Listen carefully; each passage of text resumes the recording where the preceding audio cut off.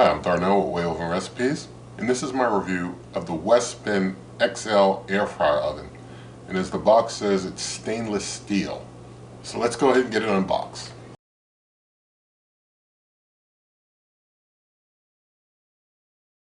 Alright, so now that everything's unboxed, a lot to go through. It comes with a lot. And so it comes with a manual, comes with this pizza pan here, it comes with a bake pan, comes with a wire rack, it comes with a rotisserie rod in two-prong rotisserie forks.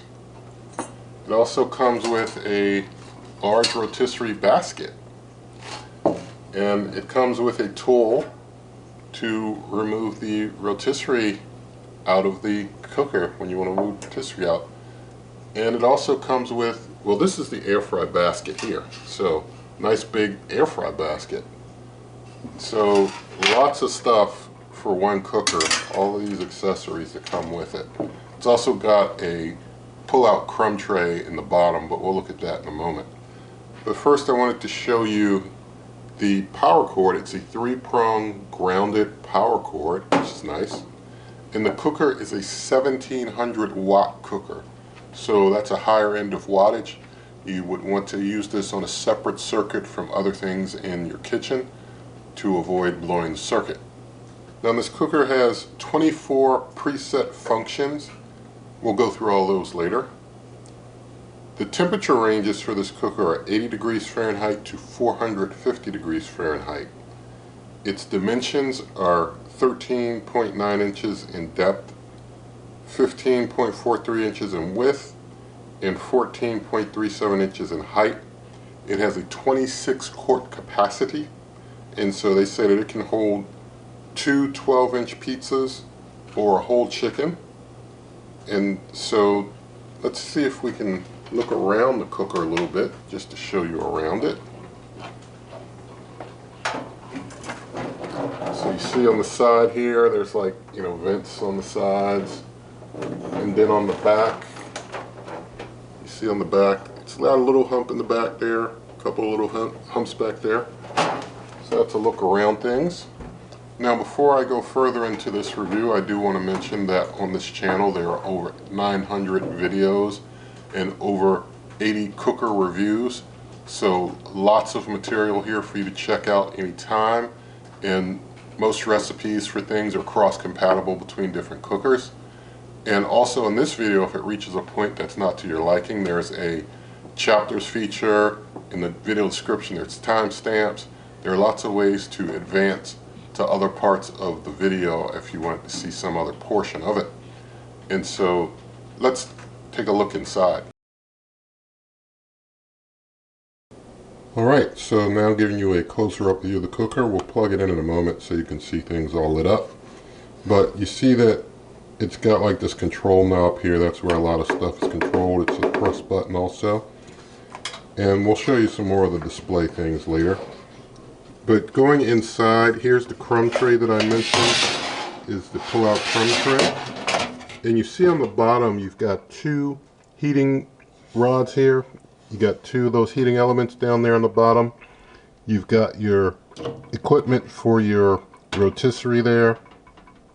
On the side here, you've got a light area over there on the upper right. And also further up top here, you've got a ambient probe right there sticking out. And also up top, you've got a big heating coil and a fan, so you've got top-down heat going on in this cooker. And the sides and the back, you have nothing else. So that's your look inside. Alright, so now let's do some quick measurements of things. First I'm going to measure this pizza pan. We'll see how big it is. It's measuring 10 inches in diameter there.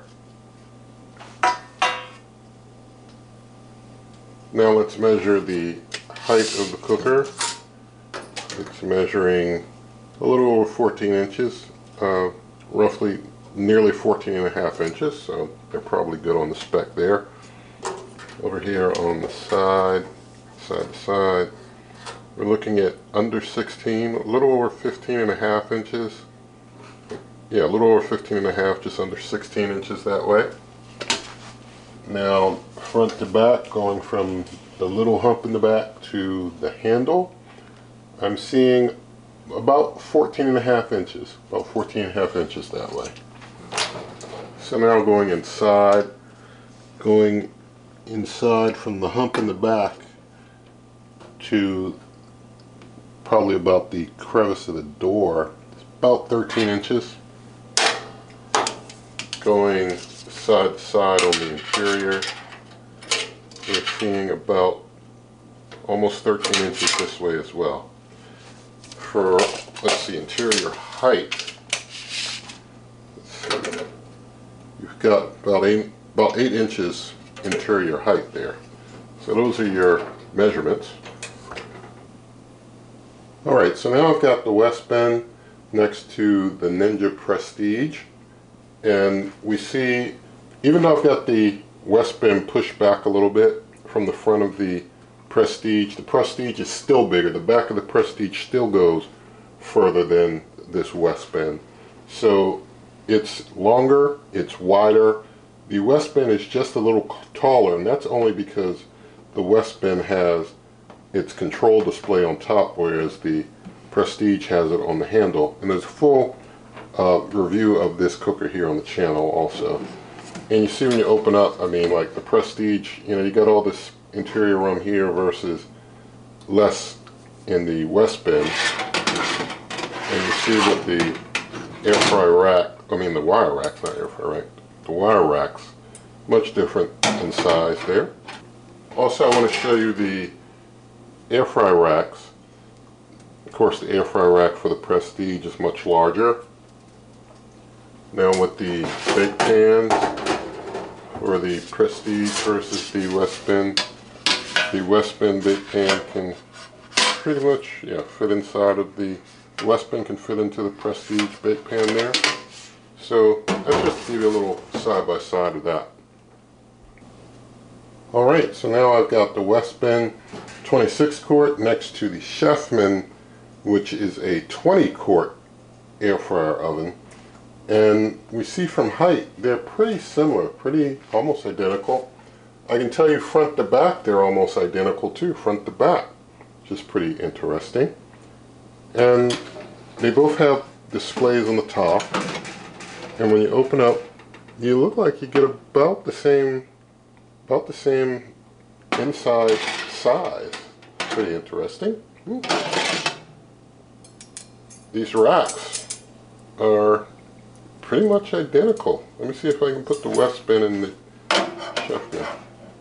Now the West Bend is just a little wider, but the Chefman rack, yeah, the Chefman rack's just a little too narrow to go into the West Bend. So the West Bend rack's a little bigger. But yeah, for height, I mean, it's maybe marginally wider. Just a little bit. Let's look at the air fry baskets. This is the Chefman 20 quart cooker basket versus 26 quart. The Chefman definitely is a smaller air fry basket. Yeah, this, well actually, yeah, that goes into the Chefman. The Chefman, let's see, yeah, the Chefman actually won't go into the West Bend. That's interesting. Let's look at the bake pan. This is the Chefman's bake pan. I mean the West Bend, that's the West Bend bake pan. And this is the Chefman bake pan. So the Chefman bake pan does look a little smaller than the West Bend. Yeah, the West Bend bake pan's a little bigger. So, and the West Bend comes with some dehydrator racks also. And this is the West Bend air fry basket there. So they're pretty close in size, but this one is a 26 quart cooker, they say, and this one is a 20 quart cooker. There's a full review of this also on the channel. That's pretty interesting. It's so interesting. I'm going to just do a little measuring because I'm just that curious at this point. So we did over here side to side, we got like 13 inches. And the Chefman, again, almost 13 inches that way, front to back. Yeah, you get about 13 inches front to back. Height, interior height. Yeah, now there, that's where your difference is, big difference there. You've got less than 7 inches on the height. So you got a big difference in height, interior there on the Chefman. So pretty interesting though. In a lot of ways they got some similarities, but this one's a little smaller than the Westbin. Alright, so let's do an initial plug-in of things. Power cord here and get it plugged on in. So I'm going to plug in, see it lit up. I'm going to turn the big light off because it's drowning out the display a bit. Alright, so with the big light off and giving you a better view of the display, you see that this power icon is kind of lit up red. So if I press that, we see things come to life. We see the full array of all the different functions. You have some light up buttons here. So right now it's on air fry. So like for example, I can hit start pause to start or pause. I've got a light button there to turn on the light inside there. And I don't have a way to stop beeping. I don't have a way to switch from Fahrenheit to Celsius. But here you've got a temperature icon. I can switch between temperature and time for selections. The knob here basically goes between different functions. And so like I could press in and then it switches to time, switch again between temps, so I'm on a temperature and I can switch, wait a minute, let's say I'm on broil. I can switch to time just from here without pressing the time or temperature knob there. I can adjust the time and the temperature through the knob. So let's say I go to chicken, I press in, I adjust time, I press in again, I adjust temperature, and then if I want to change to something else I can press again and then I'm able to change functions. So a lot of options for functions, and you just basically can use the time and temp here, or you can just manipulate the knob. So let me go over to toast, that's like way down here. So yeah, so toast basically has a temperature of 400 and a time of 7 minutes. It's basically a time temperature setting, it's not a slices type of setting. Now something that's very interesting that I need to show you is the preheat function. The preheat function here works as a separate function. No function has a preheat that it starts out with. You run preheat first, you can adjust it if you want, but it does like, you can make it any temperature at any time that you want for preheat. And then once preheat is done as a totally separate independent function, then you would switch over to, say, bake. And then you would do your baking at the time and temp of your choice. So that's how you do preheat in a cook with this. It's two separate functions. Now I want to talk to you really quick about the rotisserie rod and the rotisserie features. Inside of this little bag that comes with it, there are 4 screws that you need for the rotisserie hookup. So I'm going to get those out. So I've got the full 4 screws there. And basically what you do with the rotisserie forks, you can get them on the rod like this. Let's say you had some meat in the middle. So you jab into your meat with your rotisserie forks, and then you just take the screws and you're going to screw into, lock things in place after you've got the forks down into your meat. Now once you've got the rotisserie rod and forks in place, you get that rack out of there, and the way that you put the rotisserie rod in, you put it into this side here, and you're going to kind of connect it in there. Let's see if I can turn the light on. Maybe you could see better. It's turned on. Guess it won't let me turn on while the door is open.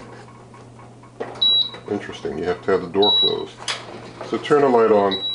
You take the rod, we should stop beeping. You can stick it into this side here on the left, just to get it in the hole, and then over on the right, you just kind of get it into that notch there, and that's how you get the rotisserie rod in. Now with the rotisserie basket, it's a little different. You put your food in the basket and then you close the basket up. So let's yeah, snap it in there like that. And you stick the rod through the basket like this, like that. And so once that's in place, there's a screw hole right there. And once you get things screwed in right here, it's a similar type of deal where you put the rod in and you kind of get it in. It's kind of tricky getting it in on the left side. And then just drop it in on, well, getting it in on the right side is a little tricky. Then just drop it in on the left side. And that's how you get your rotisserie basket in. And let me just show you right quick. We turn things on. There's a rotisserie icon here, but it's not showing up right now. But if I go to, let's see,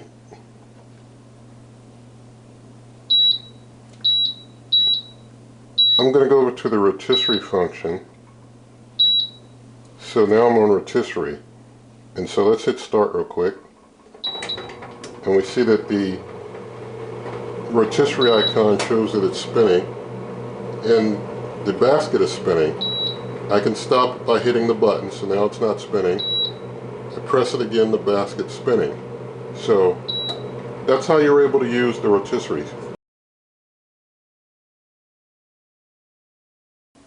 Alright, so now I've got a ambient probe in on the rack there, and I've got basically going to be reading the temperature during a temperature test. They say for a burn off you can run it on big for 15 to 30 minutes, but I'm just going to do a temperature test here. So we're at air fry. I'm going to up the temperature to the max of 450 for time, just so we have an even amount to count down from. I'll set it to 30 minutes.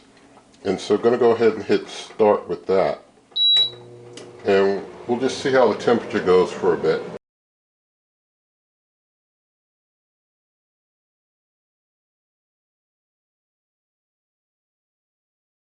Alright, so I've let things run for nearly 10 minutes, and yeah, it's been 10 minutes now.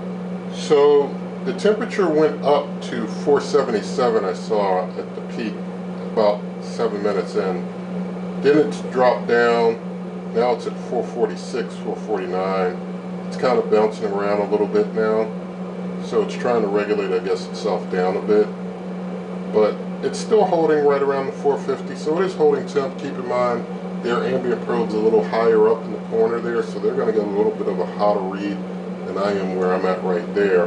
But still, I'm reading 455 now, so it does, you know, pretty much hold temp there. So, doing a sound decibel check now. You see we're almost in the mid-50s. So, a bit audible for the cooker in the mid-50s, it's a bit audible. So now I want to basically do some feeling around and just checking how things feel. I can tell from the heat coming off the window, well, off the glass, I do not want to touch this, okay? You can just tell getting near it, you don't want to get any closer, okay? Over here on this side, things are hot. Don't want to keep the hand there. On this side, a little cooler, but still a little hot. On top, I mean, you can just feel the heat just kind of emitting. Wow, back. Don't touch this thing, okay? My advice, don't touch any of that exterior. It's all hot. So now I'm going to do some other checks here. I'm going to check making changes on the fly. So let's say I hit the time button and I bring time down. Is it able to handle that? And yeah, it seems to accept that. Temperature, see I drop that down a touch. Yeah, it seems that you can make your changes on the fly, and that's okay. Let's see how that pause button works. So when I hit pause here, it looks like it killed the cook. I hit pause, it killed the cook. It totally killed my cook. It killed everything. So it's not a pause button, it's a kill the cook button, is what it is. So I'm just kicking it off again just to keep it going. And I'm going to open up the door and see what happens. So things stop when you open the door. So it doesn't kill the cook to open the door at least. So you do have the auto pause door on open, that's good. But this isn't a stop pause button. It should be like stops or start stop. It shouldn't be start pause. It's not start pause, it's start stop is what's going on there. And it does have a fan that blows when you turn things off. So let's say I just stopped it. The fan runs for a while to cool things down for, like, I don't know, it's not even 5 minutes, I don't think it went for 5 minutes last time. But it runs for a little bit after you turn things off, so keep that in mind. And one other thing I want to point out is that this cooker apparently has no memory at all, so like when I turn it back on, it's totally lost my settings. When I stopped that cooker earlier, totally lost the settings, so there's no memory in this cooker at all. Alright, so things are pretty hot from doing a burn off, but I'm still going to do a toast test now. So I've got 2 slices of bread, 1 slice is buttered, the other slice is not. And so just getting them in there on the rack and trying not to burn myself on the rack, as I said, things are hot in there. So turning it on, going to go over to that toast function, which, you know, it's kind of like, since it's just a time and a temp anyway, I probably could just do bake or something, but we'll do it the way that they have it set up. I'll leave it at 400 for time. I'm going to bring it down to 5 and see if that'll suffice, and hit start there. And we'll turn the light on, see if we can see as things cook. Alright, it's almost done, but I'm going to add a minute or 2. Well, not 3, but 2. Looks like the bread could use a little more time toasting. This bread's a little more resilient than the store stuff, so we'll let it go for a little longer. It was room temperature though when I started.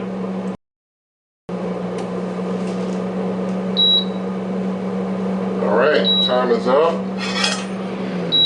Feeling like I should have just done 450 instead of their recommended 400. Probably would have definitely got things done quicker. But have a look at the bread here, now that it's done. It does its cool down fan thing there. But you can see from the 2 slices, things are cooked a little more on the top of this one. On the back, it actually got a little more cook on the back than on the front. So that's interesting. And this one, you got the melted butter, a little bit of cooking on the back. That's the back. So it can do toast. I do suggest just doing 450 though, instead of their recommended 400. That's what I'll do when I'm using it. Alright, so things are still hot in there. It's still doing the cool down routine, but I'm going to go ahead and do a popcorn test. I've got the rotating drum here. We're going to test how it does popping some popcorn. I'm using the holder to get in here because things are hot. It'll help me to not burn myself, Lord willing. Alright, you got the popcorn in there with the rotating drum. Turn the cooker on. Let me find the popcorn function. Where's that? There's popcorn. So turning the popcorn. So now we're on popcorn. Seems to default to 450 in 15 minutes. I don't think we're going to need that long, but I'm going to hit start. I'm going to let the popcorn function run until it, yeah, it looks like it doesn't even rotate while it's doing the popcorn function. That's interesting. I would have thought it would rotate. Let's see if, yeah, you can make it rotate while it's doing it, but I guess it doesn't need to rotate while it does the popcorn function because it didn't start rotating by default. So that's interesting. But we'll just let things go ahead and cook there for a little bit. I mean, it's doing 450, which popcorn should need in order to cook. We know that things are already, sorry for that beeping, but I can't control it. We know things are already good and hot in there, so we'll just let it run for a bit and see what happens. Alright, I've let it go for 5 minutes and I don't want to burn the popcorn that got cooked earlier, so I'm just going to stop it now. But I think you get the idea. It can do popcorn. I think some of it's already gotten a little burn, so you gotta be careful not to burn your popcorn. I guess starting out with a already hot cooker is part of my issue, but there we have plenty of cooked popcorn there in the rotating drum, so pretty cool. Okay, with the cooker still a little warm, I'm going to cook some almond flour chocolate chip cookies. I'll flash the recipe on the screen. Alright, now I'm going to go ahead and put it on in here. Use this middle rack level. Get things on there straight. And I'm going to turn it on. And I'm going to go over to the bake function. And I'll take it down to 350, not 4 anything, 350. And for time, I'm going to probably need somewhere 20 or maybe less. I'll use that and hit start. So I'll go ahead and let things cook for a while.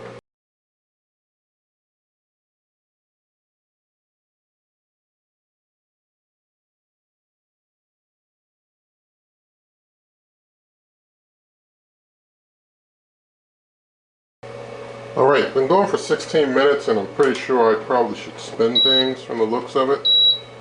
Looks like that stuff in the back is cooking more than the front. Yep. So spinning things around, make sure that they cook more evenly.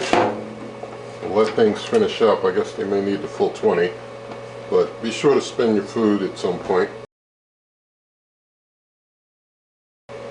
Alright, they've gone for about 19 minutes. I think I'm going to stop them there. They look like they're good and done now. So that's our finished almond flour chocolate chip cookies here. And they feel like they're done, so they're good.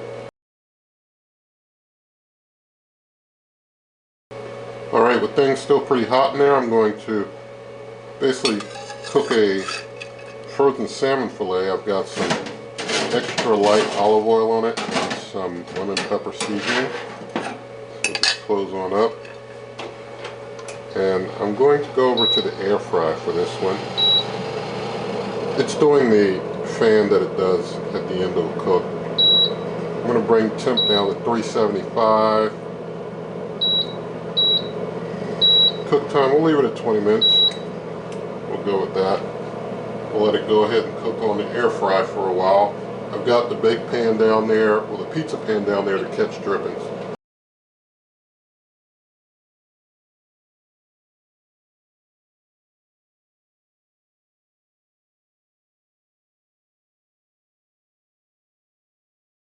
Alright, it's been going for 15, so I'm going to just test how hot the meat is at this point. Out safely. Let's see. Yeah, we're in the 140s. Yeah, I mean it's 150s. Hold on, let me just get a better look at that.